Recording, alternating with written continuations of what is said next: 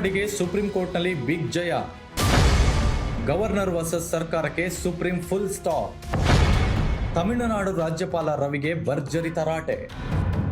ಕರ್ನಾಟಕದಲ್ಲಿ ಗವರ್ನರ್ ಹಾಗೂ ರಾಜ್ಯ ಸರ್ಕಾರದ ನಡುವಿನ ಮುಸುಕಿನ ಗುದ್ದಾಟದ ಬಗ್ಗೆ ನಿಮಗೆಲ್ಲ ಗೊತ್ತಿದೆ. ಇಂತಹದೇ ದೊಡ್ಡ ಯುದ್ಧಕ್ಕೆ ತಮಿಳುನಾಡು ಸಾಕ್ಷಿಯಾಗಿತ್ತು. ಈಗ ಈ ಯುದ್ಧದಲ್ಲಿ ಕೇಂದ್ರದ ವಿರುದ್ಧ ತಮಿಳುನಾಡು ಸರ್ಕಾರ ದೊಡ್ಡ ಗೆಲುವನ್ನು ಸಾಧಿಸಿದೆ. ಸುಪ್ರೀಂ ಕೋರ್ಟ್ನ ಐತಿಹಾಸಿಕ ತೀರ್ಪಿನಿಂದ ರಾಜ್ಯಪಾಲರಿಗೆ ಬಿಗ್ ಮುಖಭಂಗವಾಗಿದ್ದು, ಕಾನೂನು ರಚಿಸುವಲ್ಲಿ ವಿಧಾನಸಭೆ ಅಥವಾ ಅಲ್ಲಿನ ಸರ್ಕಾರವೇ ಫೈನಲ್ ಎಂದು ಸಾರಿ ಹೇಳಿದೆ.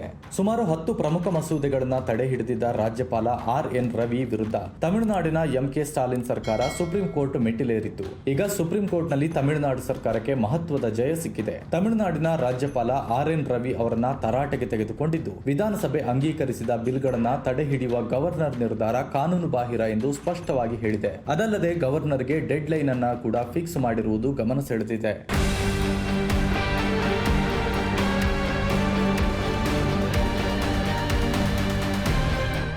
ಗವರ್ನರ್ ಆಡಳಿತ ವೈಖರಿ ಸುಮಾರು 10 ಪ್ರಮುಖ ಮಸೂದೆಗಳನ್ನ ತಡೆ ಹಿಡಿದಿರುವ ಬಗ್ಗೆ ತಮಿಳುನಾಡು ಸರ್ಕಾರ ಸಲ್ಲಿಸಿದ್ದ ಅರ್ಜಿಯನ್ನ ಸುಪ್ರೀಂ ಕೋರ್ಟ್ ವಿಚಾರಣೆ ನಡೆಸಿದೆ. ಈ ವೇಳೆ ಗವರ್ನರ್ RN ರವಿ ವಿರುದ್ಧ ತೀವ್ರ ಅಸಮಾಧಾನ ವ್ಯಕ್ತಪಡಿಸಿರುವ ಕೋರ್ಟ್, ಈ ರೀತಿಯ ದೀರ್ಘಕಾಲದ ನಿಷ್ಕ್ರಿಯತೆ ಸಕಾರಾತ್ಮಕವಲ್ಲ ಹಾಗೂ ಕಾನೂನು ಬಾಹಿರ ಎಂದಿದೆ. ವಿಧಾನಸಭೆ ಅಂಗೀಕರಿಸಿದ ಮಸೂದೆಗಳನ್ನ ಅನಿರ್ದಿಷ್ಟಾವಧಿಗೆ ತಡೆ ಹಿಡಿಯುವ ಯಾವುದೇ ಕ್ರಮ ಕೈಗೊಳ್ಳದೆ ಅವುಗಳನ್ನ ಕೆಳಗೆ ಹಾಕಿಕೊಂಡು ಕುಳಿತುಕೊಳ್ಳುವ ಅಧಿಕಾರ ರಾಜ್ಯಪಾಲರಿಗೆ ಇಲ್ಲ. ಸಂವಿಧಾನದ 200ನೇ ವಿಧಿಯಲ್ಲಿ ನಿಗದಿಪಡಿಸಿದ ಕಾನೂನಿನ ಚೌಕಟ್ಟಿನೊಳಗೆ ಅವರು ಕೆಲಸ ಮಾಡಬೇಕು ಎಂದು ಸುಪ್ರೀಂ ಕೋರ್ಟ್ ಕಟ್ಟಪ್ಪಣೆ ಮಾಡಿದೆ. ಸುಪ್ರೀಂ ಕೋರ್ಟ್ನ ಈ ತೀರ್ಪು ರಾಜ್ಯ ಸರ್ಕಾರಗಳಿಗೆ ಆನೆ ಬಲ ನೀಡಿದಂತಾಗಿದ್ದು, ರಾಜ್ಯಪಾಲರ ವಿರುದ್ಧ ಮತ್ತಷ್ಟು ಕಾನೂನು ಹೋರಾಟಕ್ಕೆ ವೇದಿಕೆ ಸೃಷ್ಟಿಯಾದಂತಾಗಿದೆ. ಗವರ್ನರ್ ಬಿಲ್ ತಡೆ ಹಿಡಿದ್ರೆ ಪಾಸ್ ಎಂದು ಪರಿಗಣಿಸಿ. ರಾಜ್ಯಪಾಲರಿಗೆ ಡೆಡ್ ಲೈನ್ ಫಿಕ್ಸ್ ಮಾಡಿದ ಕೋರ್ಟ್.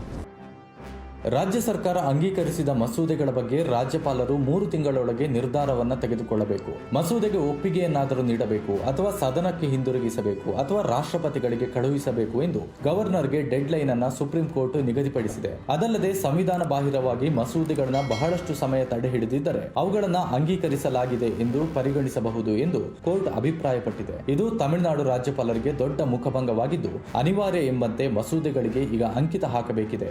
RN ರವಿ ಕೇಂದ್ರ ಸರ್ಕಾರದ ಅಣತಿಯಂತೆ ನಡೆದುಕೊಳ್ಳುತ್ತಿದ್ದಾರೆ ಎಂದು ತಮಿಳುನಾಡು ಸರ್ಕಾರ ಆರೋಪಿಸುತ್ತಲೇ ಬಂದಿತ್ತು. ಈಗ ಸುಪ್ರೀಂ ಕೋರ್ಟ್ ಆದೇಶವು ಕೇಂದ್ರದ ವಿರುದ್ಧ ತಮಿಳುನಾಡಿಗೆ ದೊಡ್ಡ ಗೆಲುವನ್ನ ನೀಡಿದಂತಾಗಿದೆ. ರಾಜ್ಯಪಾಲರಿಗೆ ವೀಟೋ ಅಧಿಕಾರವನ್ನ ಕೊಟ್ಟಿಲ್ಲ. ಇದೆಲ್ಲ ಸಂವಿಧಾನದ ಸ್ಪಷ್ಟ ಉಲ್ಲಂಘನೆಯಿಂದ ಸುಪ್ರೀಂ.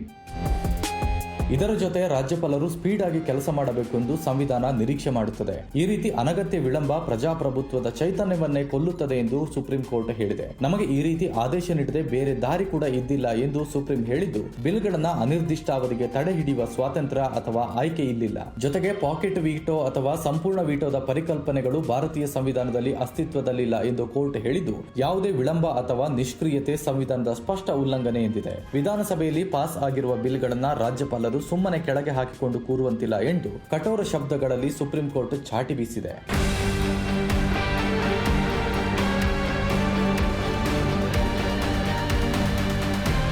ಇದರ ಜೊತೆ ರಾಜ್ಯಪಾಲರ ಹುದ್ದೆ ಕೂಡ ಪ್ರಮುಖ ಎಂದಿರುವ ಸುಪ್ರೀಂ ಕೋರ್ಟ್, ರಾಜ್ಯಪಾಲರು ರಾಜ್ಯದ ಸಂವಿಧಾನಿಕ ಮುಖ್ಯಸ್ಥರಾಗಿರುತ್ತಾರೆ. ಅವರು ಜನರ ಕಲ್ಯಾಣವನ್ನ ಖಚಿತಪಡಿಸಿಕೊಳ್ಳುವ ಜವಾಬ್ದಾರಿಯನ್ನ ಹೊಂದಿರುತ್ತಾರೆ. ಆದರೆ ಅವರು ಚುನಾಯಿತ ಜನಪ್ರತಿನಿಧಿಗಳ ಕೆಲಸಗಳಿಗೆ ಅಡೆತಡೆಗಳನ್ನ ಸೃಷ್ಟಿಸಬಾರದು ಎಂದಿದ್ದಾರೆ. ರಾಜ್ಯಪಾಲರು ಸಂವಿಧಾನದ ಆಶಯದಂತೆ ಕಾರ್ಯನಿರ್ವಹಿಸಬೇಕು ಎಂದು ಹೇಳಿದೆ. ತಮಿಳುನಾಡಿನ ರಾಜ್ಯಪಾಲ RN ರವಿ ಅವರು ಕೆಲವೊಂದು ಮಸೂದೆಗಳನ್ನ ಜನವರಿ 2020ರಿಂದಲೂ ತಡೆ ಹಿಡಿದಿದ್ದು, ಅನುಮೋದನೆ ಅಥವಾ ಹಿಂತಿರುಗಿಸಿಲ್ಲ. ಇದು ಸರ್ಕಾರದ ಕಾರ್ಯಗಳಿಗೆ ಹಿನ್ನಡೆಯಾಗುವಂತೆ ಮಾಡಿತ್ತು. ಅದಲ್ಲದೆ ಹಲವು ಬಾರಿ ವಿಧಾನಸಭೆ ಜಂಟಿ ಅಧಿವೇಶನದಲ್ಲಿ ರಾಜ್ಯಪಾಲರ ಭಾಷಣವನ್ನ ಓದದೆ ರವಿ ಹಿಂತಿರುಗಿದ್ದು, ಸರ್ಕಾರ ಮತ್ತು ರಾಜ್ಯಪಾಲರ ನಡುವಿನ ಕಿತ್ತಾಟಕ್ಕೆ ಸಾಕ್ಷಿಯಾಗಿತ್ತು.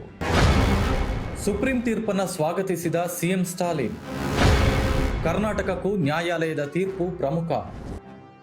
ಇನ್ನು ಸುಪ್ರೀಂ ಕೋರ್ಟ್ ತೀರ್ಪನ್ನ ತಮಿಳುನಾಡು CM MK ಸ್ಟಾಲಿನ್ ಸ್ವಾಗತಿಸಿದ್ದು, ಈ ತೀರ್ಪನ್ನ ಐತಿಹಾಸಿಕ ಎಂದಿದ್ದಾರೆ. ಇದು ತಮಿಳುನಾಡಿಗೆ ಮಾತ್ರವಲ್ಲ, ಎಲ್ಲ ರಾಜ್ಯಗಳಿಗೂ ಸಿಕ್ಕ ದೊಡ್ಡ ಗೆಲುವು ಎಂದು ಹೇಳಿದ್ದಾರೆ. ಕರ್ನಾಟಕದಲ್ಲಿಯೂ ಸುಪ್ರೀಂ ಕೋರ್ಟ್ ತೀರ್ಪು ಚರ್ಚೆ ಆಗಲಿದೆ. ಈಗಾಗಲೇ ರಾಜ್ಯ ಸರ್ಕಾರ ಮತ್ತು ರಾಜ್ಯಪಾಲ ಥಾವರ್ ಚಂದ್ ಗೆಹ್ಲೋಟ್ ನಡುವೆ ಸಮರ ನಡೆಯುತ್ತಲೇ ಇದೆ. ನಾವು ಕೂಡ ರಾಜ್ಯಪಾಲರ ವಿರುದ್ಧ ಸುಪ್ರೀಂ ಕೋರ್ಟ್ಗೆ ಹೋಗ್ತೀವಿ ಎಂದು ಸಚಿವ ಪ್ರಿಯಾಂಕ್ ಖರ್ಗೆ ಹೇಳಿದ್ದರು. ಈಗ ಬಂದ ಸುಪ್ರೀಂ ಕೋರ್ಟ್ ಅವರ ವಾದಕ್ಕೆ ಬಲ ಕೊಡಲಿದ್ದು, ಕರ್ನಾಟಕದಲ್ಲಿ ಶಾಸಕಾಂಗ ಹಾಗೂ ಕಾರ್ಯಾಂಗದ ನಡುವಿನ ಸಮರ ಮತ್ತಷ್ಟು ಹೆಚ್ಚಾಗುವುದು ನಿಶ್ಚಿತ.